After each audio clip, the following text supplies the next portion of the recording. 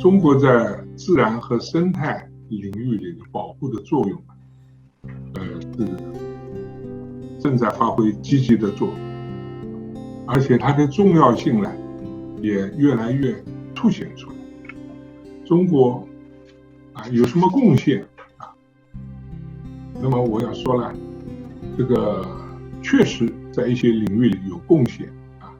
而且呢，在一些领域里被我们 IUCN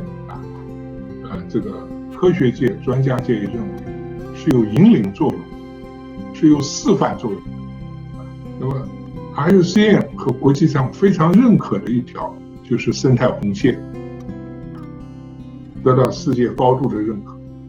所谓生态红线，就是在中国国土中能进行主体功能区的划分。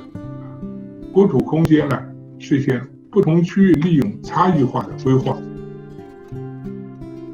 中国就制定了一条生态保护的红线。再比如说我们在物种保护方面，野生动物动植物的保护方面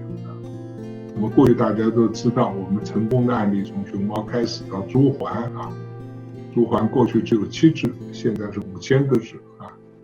这个大熊猫野外总群达到了1800多只所以呢，这个 IUCN 的红色名录叫 Red List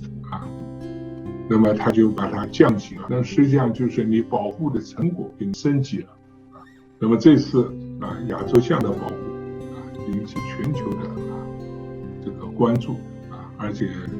这个全球的媒体都在报道也体现这个成绩，因为亚洲象本来只有140-150只现在到300多只从80年到现在各种措施